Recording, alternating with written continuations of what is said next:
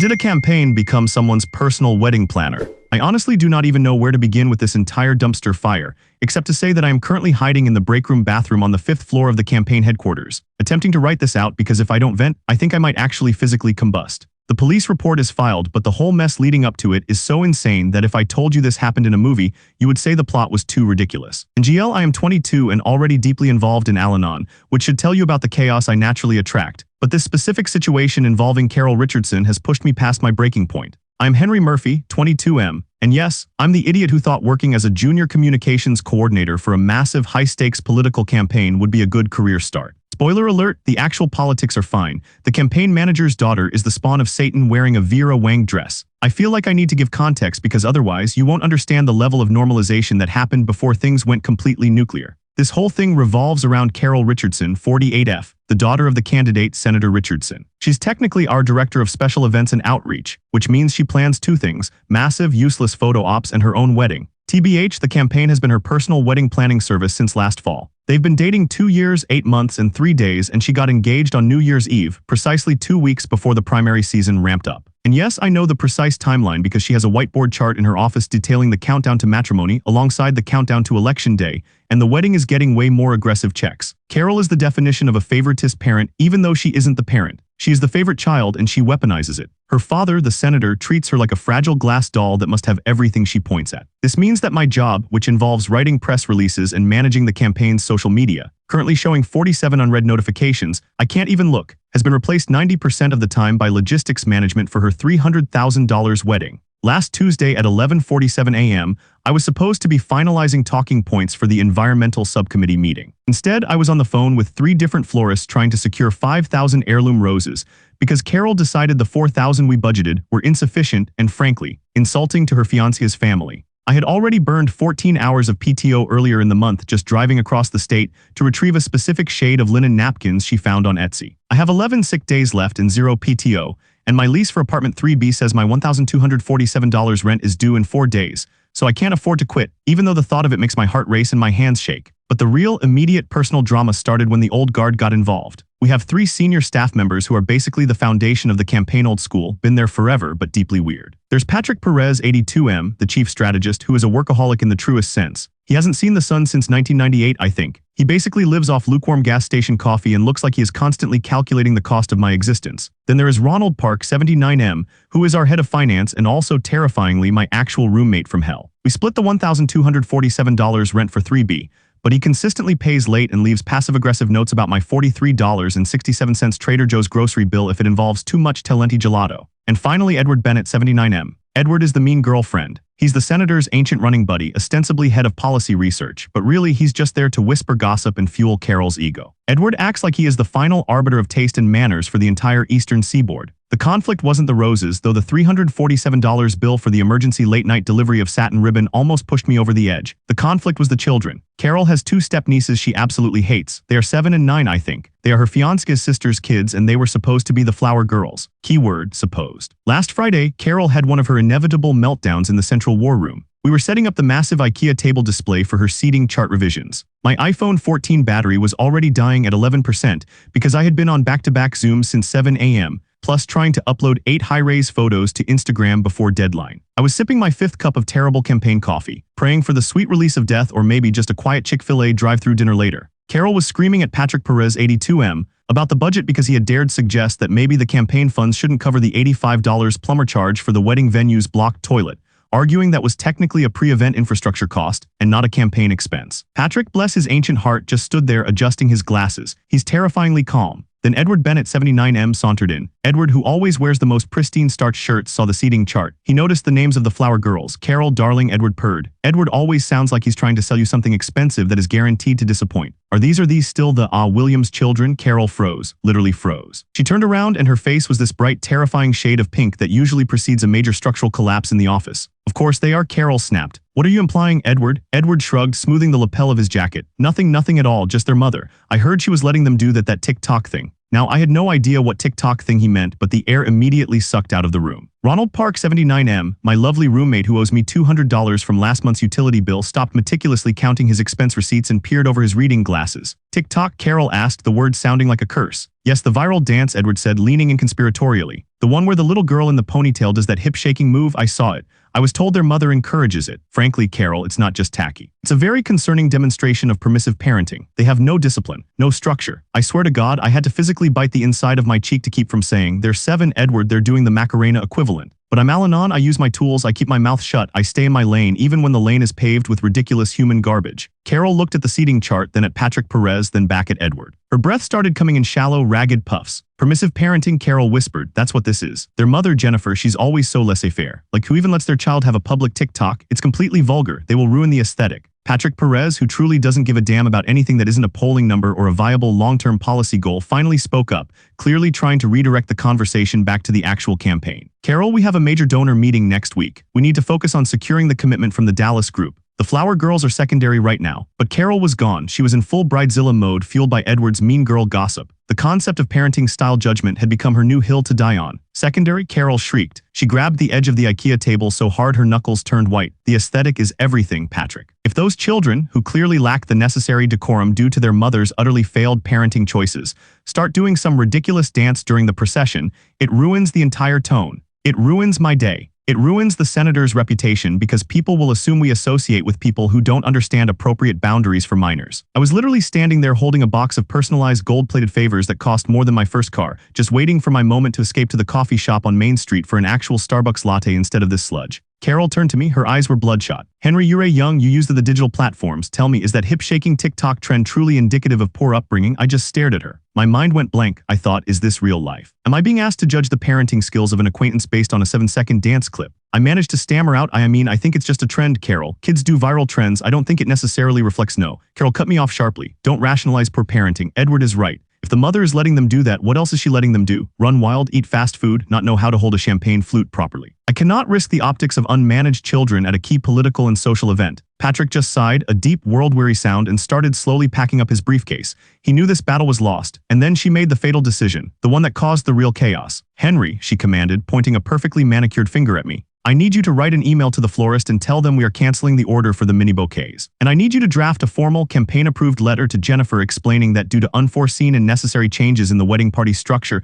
the role of flower girl has been permanently retired. Use language that implies their current level of socialization is insufficient for the gravity of the event. I felt my stomach drop. This wasn't event planning anymore. This was cruelty disguised as PR. Carol, maybe we just say they got sick, or no, I want the truth. She needs to understand that her lack of structure is impacting the family, and get Edward to vet the language. He understands the nuances of proper social judgment. Edward smiled, showing way too much tooth. I'd be delighted, Carol. I spent the next 2 hours, miserable, crafting this insane email, trying to sound politically diplomatic while essentially calling 2 little girls feral. I was so stressed I didn't even notice I was tapping my foot against the desk so hard my Apple Watch sent me a notification telling me to breathe. But here is where the Bridezilla part collided with political campaign disaster. Jennifer, the mother of the canceled Flower Girls, is married to a very prominent local attorney, who happens to be the primary legal counsel for our senator's biggest PAC donor, the one who gave us the $200,000 we desperately need to stay competitive in the polls. When Jennifer got the email, which Edward had made me rewrite 6 times to make it maximally condescending, one line actually said, "We regret to inform you that the standards of conduct required for participation in this highly visible event necessitate a level of discipline currently unavailable to the prospective participants." She didn't just get mad. She went nuclear. I only found out about the ensuing explosion because Patrick Perez called me into his office the next morning. It was Friday, and I was desperately trying to remember if I had enough money to cover both the $1,247 rent and the Amazon Prime order of new AirPods I needed because my old ones were dying. Spoiler, I didn't. Patrick, who looks even older when he is genuinely stressed, leaned over his desk.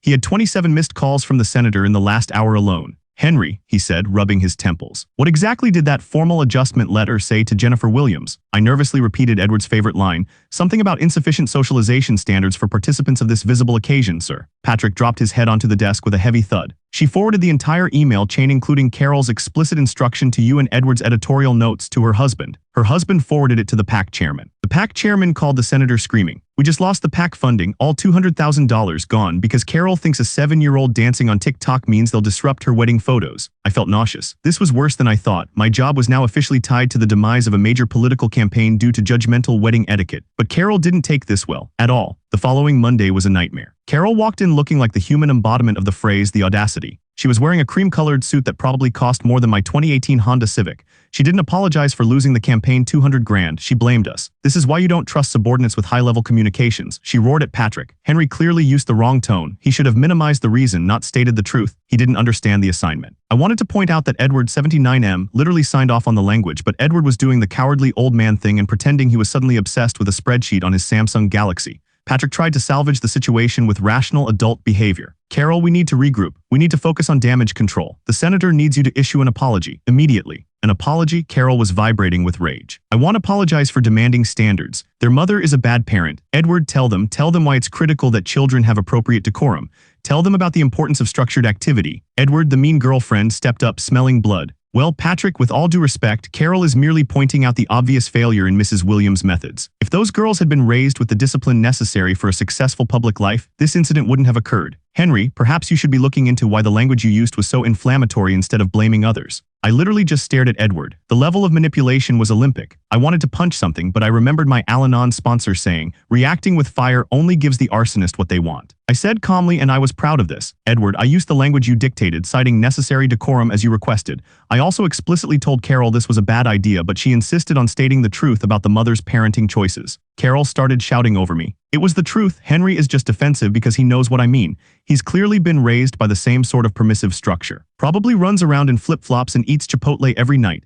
Do you even know how to set a formal dining table, Henry? I doubt it. I was already tired, dehydrated, and focused on the anxiety of whether my Zelle transaction for rent would clear, and this was too much. Carol, my parents taught me how to set a table just fine, thank you, I said, my voice shaking slightly. And my upbringing isn't what cost the campaign $200,000. That was the wrong thing to say. Carol went completely silent, and then she went for the jugular, using the information she knew about my personal life. Because she's the campaign manager's daughter, she has access to everything, and she knew exactly where to hit me. Oh, Henry, please, we all know you're an Al-Anon, which means your family is the poster child for unstable structure. Carol spat out, her voice dripping with poison. You're only 22 and already in recovery programs. What does that say about the foundation your parents gave you? You probably don't even know what healthy boundaries look like, which is why you can't understand why a parent needs to teach boundaries to their children. That level of codependency means you're utterly unsuitable for high-pressure decision-making, frankly. My ears started ringing. I felt the blood drain from my face. Bringing up Al-Anon, which is supposed to be confidential and an incredibly personal part of my life, was the lowest, dirtiest move possible. It was using my genuine struggle for self-improvement and turning it into a judgment about my unsuitable character based on her ridiculous, unearned sense of moral superiority. I looked at Patrick, who looked horrified. I looked at Ronald Park, 79M, who was actually pausing his receipt counting to watch the show. I looked at Edward, who had a smug, satisfied look on his face like he was enjoying watching me crumple.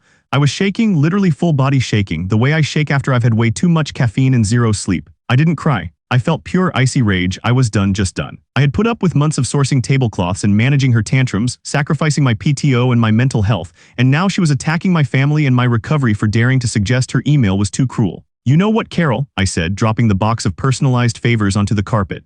They scattered everywhere. You want to talk about lack of boundaries and discipline. You have used campaign resources, taxpayer money, and every single person in this office as your personal wedding planner for 2 years. That's not high standards. That's a toxic lack of boundaries. And that is why we lost the money, not because 2 little girls did a dance on an app. I walked out. I didn't go home. I couldn't. Ronald was there, and I didn't need to hear his 79-year-old commentary on my lack of respect for superiors. I drove my beat-up Toyota Corolla to the Target parking lot and sat there for 30 minutes, exactly where I am now, trying to decide my next move. I realized I couldn't just quit because I need the money for rent, but I could not physically return to that 5th-floor office and face Carol again. I tried to call my friend Jess, but she didn't pick up because she was at a work training. I scrolled Netflix for 30 seconds, saw a title about political scandal, and immediately closed the app. I took deep, shaky breaths. Al-Anon tool, detachment with love, detach, control what you can control. I could control the narrative, and I could control the evidence. My next move was pure, spiteful, organized chaos. I walked back inside the campaign office at 5:30 p.m. right as people were leaving. I went straight back to my desk, grabbed a $4.99 USB drive I bought at the Target earlier, and proceeded to download every single piece of evidence regarding Carol's misuse of campaign resources for her wedding planning. I grabbed the expense reports showing the $347 satin ribbon bill filed under event decor, the $85 plumber charge for the venue classified as infrastructure maintenance, and the detailed labor hours showing Patrick and I spent 60+ hours per week on venue scouting and linen procurement. I even found the invoice where Carol tried to expense $1,200 for a bespoke wedding veil, filing it as a prop for public speaking engagements. I had my stack of evidence. I had the official email trail showing Edward's malicious input and Carol's specific instructions to frame the cancellation as a judgment on the mother's permissive parenting. I was so focused on the data dump that I didn't realize someone was watching me until I heard a cough behind me. It was Patrick Perez, 82M. He hadn't left. He stood there holding his worn briefcase, watching my computer screen with an expression I couldn't read. My heart hammered against my ribs, busted. I'm going to be fired and sued for theft of intellectual property. He looked at the USB drive in my hand, then at the campaign logo glowing faintly on my desktop screen. Henry, Patrick said, his voice quiet. Are you downloading sensitive campaign data? I didn't try to lie. I couldn't. I was too emotionally fried. Yes, sir, I admitted, standing up quickly. My hands started shaking again. I'm downloading evidence of misuse of funds and abuse of staff time explicitly directed by Carol Richardson because I intend to protect myself from the accusations she just made about my competence and my character. And because I think the senator should know that his daughter's wedding is the reason we lost the $200,000 PAC funding. Patrick just stood there for a long moment. I braced myself for the termination letter. He didn't move. Then Patrick Perez, 82M, the workaholic chief strategist who had ignored months of Carol's behavior, sighed and looked away from me toward the massive campaign map on the wall detailing polling data that was now very outdated and depressing. The wedding is scheduled for 2 weeks from Saturday, Patrick murmured, talking more to himself than to me. The sheer volume of material she has tied to this campaign, it's a structural weakness, an exposed flank. He paused. And Edward Bennett has been a poisonous influence on the senator for decades. He turned back to me. His eyes were intensely focused, no longer tired. He looked like he was calculating not a polling number, but the cost of revenge. Henry, Patrick said, I'm going to assume that USB drive contains only evidence relevant to Carol's personal expenses and her interaction with the Williams family, not proprietary campaign strategy. Correct. Absolutely, sir. Only materials related to the event planning and the direct consequences of the email. Patrick nodded slowly. Good, because if anything were to happen to that evidence, say if it were to fall into the wrong hands, it could be detrimental to the senator's image. A significant public distraction. He then did the most unexpected thing. He reached into his coat pocket and pulled out a small, folded piece of paper. It looked like a list of contacts. Carol will demand your head on a platter when she realizes you left, Patrick continued, still eerily calm. I suggest you take a substantial amount of sick leave effective immediately. And Henry, while you're taking your leave, you need to go directly to the police station, not to HR, to the police. The campaign cannot handle this internally anymore. It's reached the level of fraud and harassment. My jaw literally dropped. The chief strategist was telling me to file a police report against the candidate's daughter. The police, sir? I managed. Yes, file the report. Include the documents on the use of campaign funds for private gain, and specifically focus on the fact that she used confidential personal health information, your Al-Anon participation to harass and discredit a campaign employee who questioned her unauthorized decisions. That falls under workplace harassment, Henry. You have an actionable case. And quite frankly, Patrick leaned closer, lowering his voice until it was almost a conspiratorial whisper. The senator will thank you for forcing this crisis before the primary. It's the only way to excise the tumor that is his daughter's ridiculous wedding from this campaign. He slid the folded paper across the desk. It had one name and a number written on it. This is the name of a very reputable lawyer, Patrick said. He specializes in political ethics and employment law. He's also a close personal friend of mine who hates Edward Bennett. Call him now. Use my name. Patrick then picked up his briefcase, walked towards the door, and paused. I need to go home and get some sleep for the first time in 2 weeks, Patrick Perez, 82M, said, running a hand over his face. When you file that police report, Henry, please mention the $200,000 we lost due to the insufficient socialization standards. I want that detail on record. And then he walked out, leaving me standing there, completely stunned. With a USB drive full of campaign fraud, the name of a powerful lawyer, and explicit instructions from the chief strategist to file a police report against my supervisor and the candidate's daughter. I'm sitting here now, in the breakroom bathroom on the 5th floor, looking at my phone. I have 47 unread texts and 2 missed calls from Carol demanding I come back and apologize for the scene I caused. I just sent a text to the lawyer Patrick recommended. The text reads, My name is Henry Murphy, 22M. Patrick Perez told me to call you. I need to file a police report against Carol Richardson, 48F, for workplace harassment and campaign fraud relating to a Bridezilla conflict over parenting style judgment that cost the campaign $200,000. I have all the documentation. I can meet immediately. I hit send. And now I am waiting. I feel like I'm going to throw up. I haven't eaten anything but gas station jerky and leftover pizza for breakfast since yesterday. I am terrified, but also weirdly energized. I am about to ignite the biggest political scandal of the cycle, all because Carol decided a 7-year-old was too badly raised to hold flowers. And my phone just buzzed. It's a text back from the lawyer. It reads, Understood, Henry. Meet me at the precinct at 7:30 p.m. Bring the evidence. And absolutely do not speak to Carol or Edward again. Block them. Immediately. 7:30 p.m. is in 20 minutes. I have to go, but tell me, Internet, am I insane for walking straight into this legal firestorm?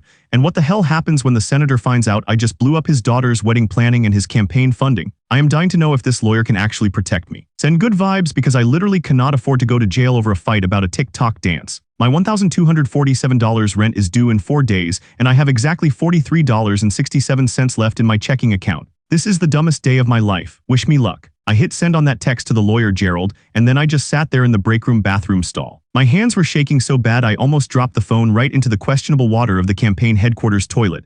NGL, the smell in there was not helping my nausea. It smelled like stale microwave popcorn and existential dread. I blocked Carol's number right then. Instant relief, but also instant panic. I blocked Edward too, just for good measure. I figure if the chief strategist, Patrick Perez, 82M, is telling me to block the candidate's daughter and file a police report, I should probably follow directions. It's the most structured guidance I've had since college orientation. I had 20 minutes to get to the precinct. I flushed the toilet for no reason at all, just because I needed a noise distraction, and walked out of the campaign headquarters. I did not look back. I just walked down the 5th floor stairs because I was convinced if I got into the elevator, someone would be waiting there to fire me or worse, make me reorganize the linen swatches again. I got to the precinct at 7:28 p.m. running on pure anxiety and the lingering fumes of cheap office coffee. Gerald, the lawyer, was exactly where he said he'd be, leaning against a beat-up Ford Taurus outside. He looked nothing like I expected. He was maybe 60, wearing jeans and a slightly wrinkled blazer, and he was carrying a massive thermos. "Henry Murphy," he said, extending a hand. His handshake was firm, thank God. "Patrick called me right after you left the office. He's very interested in seeing this resolved before the Thursday debate.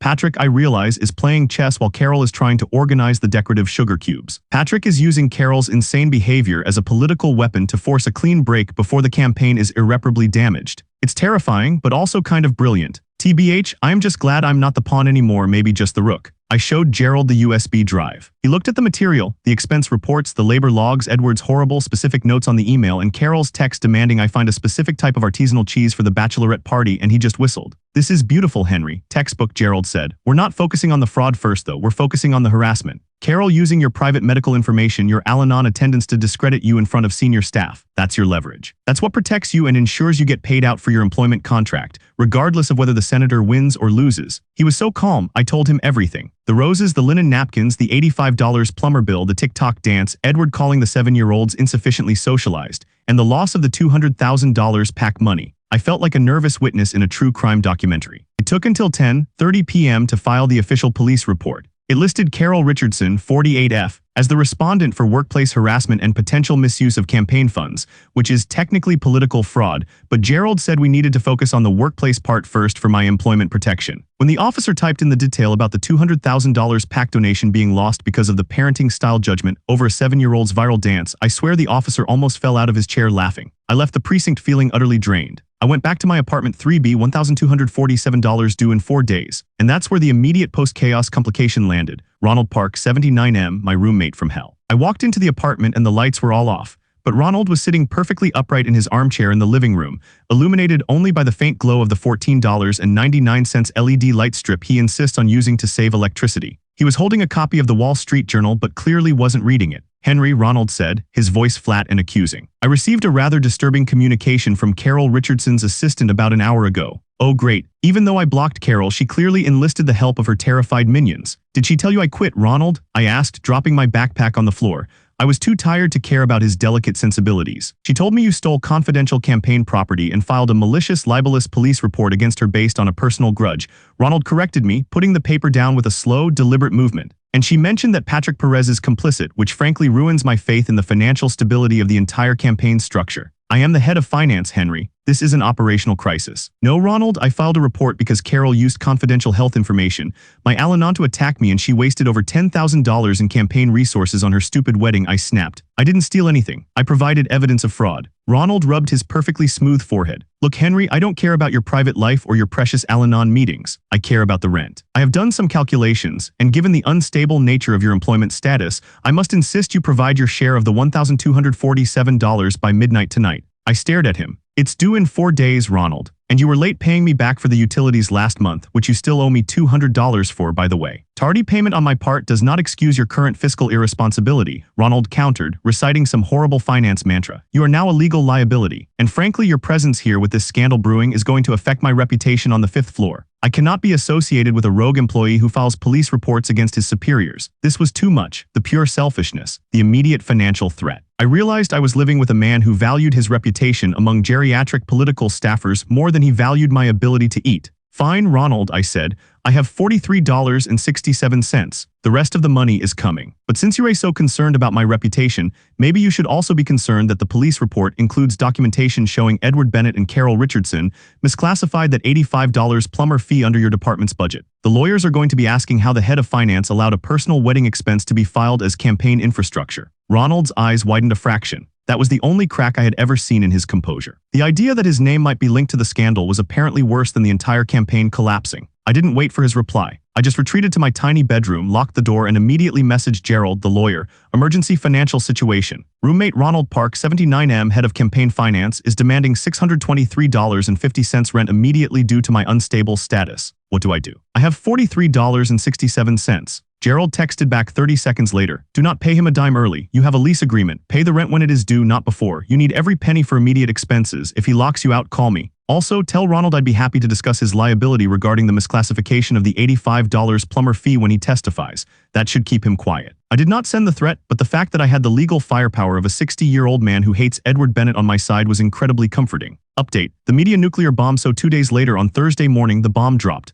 I had spent Wednesday in a haze, stress eating an entire family-sized bag of Cheetos and avoiding reality. I hadn't gone back to the office, officially using my sick leave, and my phone was quiet because of the block list. Gerald told me to lay low and gather any last evidence I had in the apartment, receipts, anything. I was even looking at the passive-aggressive notes Ronald had left me over the months, wondering if I could use them to prove emotional distress. Probably not, but it was cathartic. I woke up Thursday morning to my phone vibrating off the nightstand with incoming texts and calls from every number I hadn't blocked. My best friend Jess called 4 times in a row, which is her code for something major is happening. I picked up the 5th call. Henry, are you watching the news? Are you alive? Are you okay? Jess screamed into the phone. I'm alive. What's going on? The scandal. It's everywhere. The Post just published a front-page story. Bridezilla scandal threatens senator's campaign. Financial misuse linked to lavish wedding planning. And they have the quotes about the flower girls and the insufficient socialization standards. It's brutal. I immediately opened my laptop. Holy moly. The article was real and it was glorious. Gerald had clearly leaked the details to key reporters under a concerned source designation, focusing specifically on the quotes Edward had insisted on and the exact dollar amount of the PAC loss. The headline was exactly what Patrick had wanted. The campaign's structural weakness was now a very public, humiliating tumor. The article quoted lines almost verbatim from my police report filing,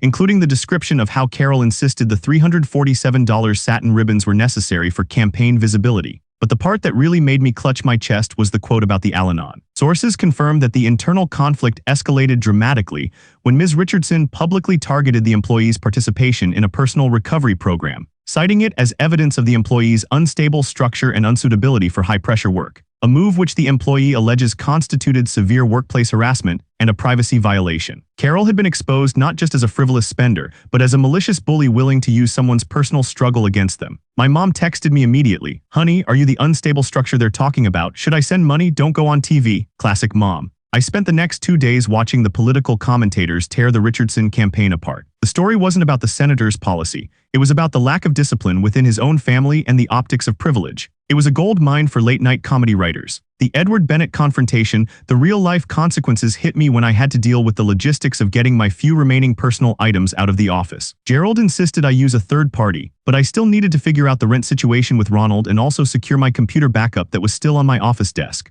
Fast forward to Friday, 1 week after the initial meltdown. Gerald negotiated with the campaign HR, who were probably drowning in fire extinguisher foam, for me to access the office with a security escort after hours. I went in at 8:00 p.m., accompanied by a very bored-looking security guard named Dave. The 5th floor was usually buzzing, but it was dead quiet. The massive campaign map on the wall detailing the polling data was still there, but someone had taped a massive black X over the Dallas region, the lost PAC funding. I was boxing up my sad little desk contents, an old mug, some stress balls, 3 packs of unopened Post-it notes, when I saw a figure emerge from the darkness of the chief strategist's suite. It was Edward Bennett, 79M, the mean girlfriend. Edward looked awful. His starched shirt was wrinkled and his perfect silver hair looked a little messy. He looked like he hadn't slept since the news broke. He approached me slowly. Dave, the security guard, immediately tensed up. Henry, Edward hissed, his voice low and dangerous. We need to talk. I felt the familiar shaking start in my hands, but I took a deep breath. Al-Anon tool, observe, don't absorb. I don't think we do, Edward, I said, putting a picture of my dog in the box. Gerald told me not to speak to any campaign employees outside of necessary logistical functions, and you don't fall under that category. Don't be ridiculous, Edward spat. You have ruined everything. The wedding is in 8 days. The senator is livid. Carol is hysterical. You filed a malicious, fabricated police report. You used confidential information to hurt her.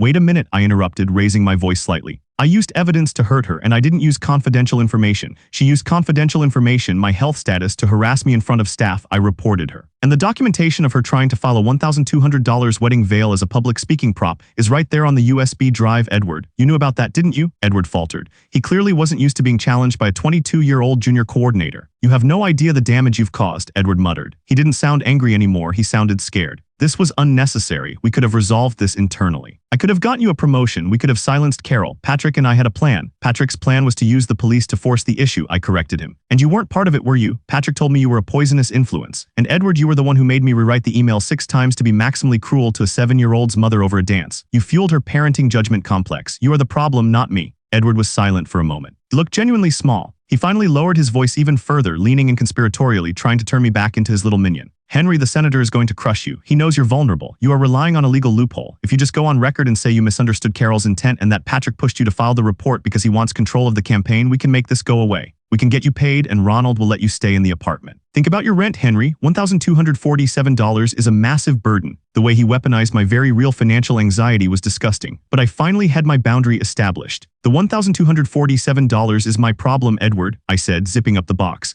And I don't need you to fix it. Unlike Carol, I know how to pay my own bills. You need to focus on your own legal exposure because Gerald assures me that your editorial notes on that email are going to make you an accessory to workplace harassment. Have a nice life. I walked away. Dave, the security guard, looked at me with what I can only describe as respect. I felt a massive wave of relief wash over me. I had held the boundary. I hadn't succumbed to the panic. I was shaking, but I was free. The Patrick Perez revelation. I got home to apartment 3B, where Ronald was still sitting in the dark, pointedly ignoring me and reading the Wall Street Journal again. I didn't engage. I ate a sad microwave meal, updated Jess via text. She called Edward a geriatric goblin and was just about to fall asleep when I got a text from an unknown number. It was Patrick Perez, 82M. Patrick, Henry, I saw the coverage. Excellent work. I need to be clear about something. My decision to involve Gerald was purely political necessity. The senator needs this wedding gone and Edward out. Edward's influence has cost us 3 major donors in the last year alone. You were the catalyst. Patrick, however, I owe you an apology. I knew Carol was using you. I knew she was misfilling the expenses. And I did nothing because I was too obsessed with the polling numbers. I let her harass you and I am sincerely sorry about that. You handled yourself with remarkable professionalism given the circumstances. I honestly just stared at the screen. Patrick Perez apologizing, the workaholic robot chief strategist who looked at me like I was a spreadsheet error. It was the most significant character development I could have imagined. I texted back, thank you sir, I appreciate that. What happens now, Patrick? The senator is furious, but not at you.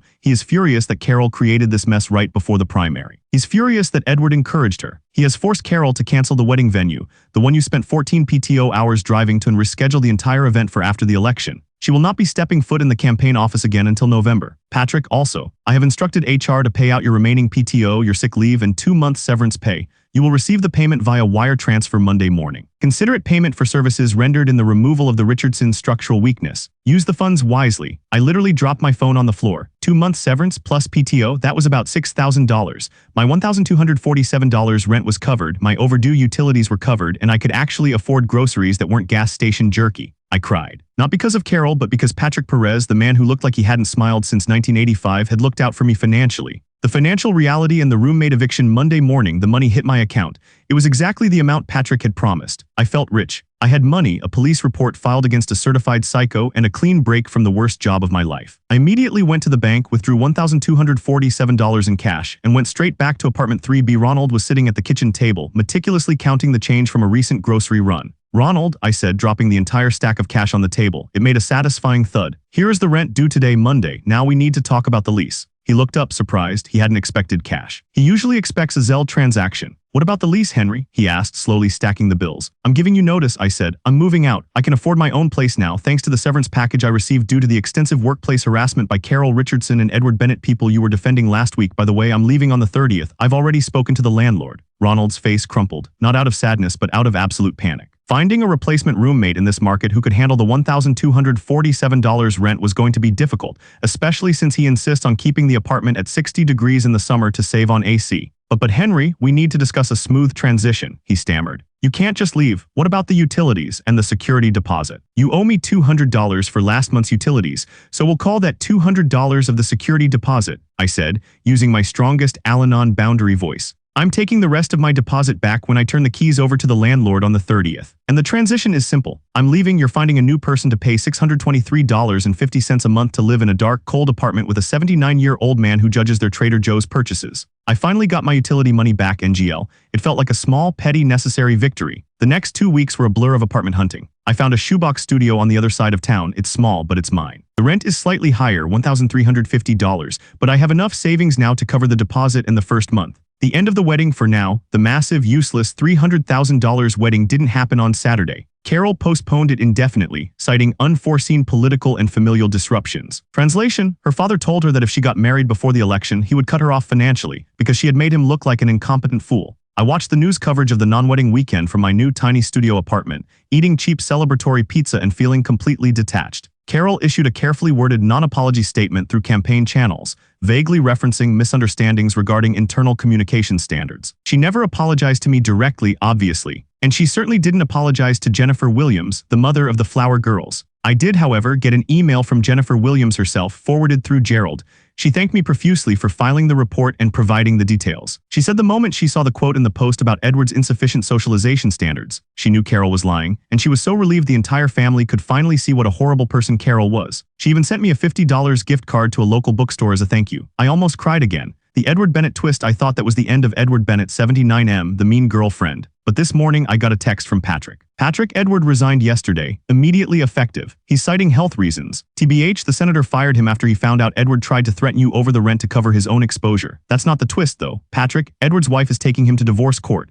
Apparently she found out about the money he was funneling into his Mistress Vineyard account through his policy research budget. She hired a ruthless lawyer. I hear Edward is going to lose everything, including his starched shirts. Edward Bennett, the supposed arbiter of proper conduct and family values whose parenting judgment caused this entire mess, was now being divorced for fraud and infidelity. The irony is absolutely sublime. I actually laughed out loud in my empty apartment. I called Jess and told her. Her reaction was, "Karma is real, Henry," and she is wearing a tiny sequined dress and holding a subpoena. Final thoughts and Al-Anon reflection. It's been 3 weeks since I walked out of that office. I am still technically on sick leave severance pay for another 6 weeks, and Gerald is still handling the employment law part of the settlement, ensuring I get a non-disclosure agreement that protects me from future defamation. I still have terrible anxiety sometimes. The stress of that $1,247 rent looming was real, and it almost made me cave to Edward's manipulative pressure. I still jump when my phone rings with an unknown number. I still check my bank account 4 times a day, but I'm also really proud of myself. Al-Anon taught me about detachment, boundaries, and controlling my own reactions. When Carol went for the jugular and brought up my family structure, the old Henry would have screamed, cried, or completely shut down.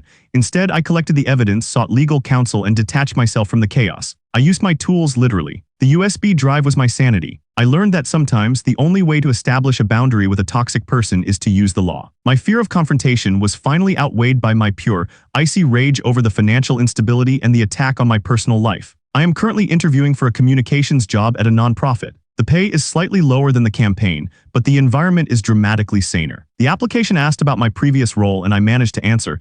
I served as a junior communications coordinator managing high-pressure logistics and strategic communication during a complex political cycle, and I didn't even twitch. NGL, that sounds impressive, even though 90% of it was finding artisanal cheese and arguing about 7-year-olds hip shaking. Ronald Park is still in apartment 3B, I hear. He's running classified ads looking for a roommate. I saw him at Trader Joe's last night. Yes, I was hiding behind the organic cereal. I am still working on the avoidance thing, and he looked thinner and more stressed than usual. I still owe him nothing, and that is a great feeling. I have a final appointment with Gerald next week to finalize the settlement terms. I asked Gerald if he thought Carol would ever face real consequences for the campaign fraud. Gerald laughed. "Henry, this is politics. She'll get away with the fraud, but she lost the wedding, she lost her influence, and she was publicly exposed as a petty bully. In this town, that's often worse than a fine. So yeah. No neat ending where Carol goes to jail, but she got humiliated, the campaign got purged of the toxicity, Edward got divorced, and I got paid severance and a massive lesson in personal boundaries. I'm eating ramen every night, but I'm sleeping peacefully in a tiny studio apartment that has no judgmental 79-year-old men. Yesterday I saw a stupid TikTok of a 7-year-old doing a weird dance and I didn't panic. I just laughed. I think I'm going to be okay. Wish me luck on the job hunt. We'll update if Carol tries to expense her rescheduled wedding to the campaign next year. TBH, I wouldn't be surprised.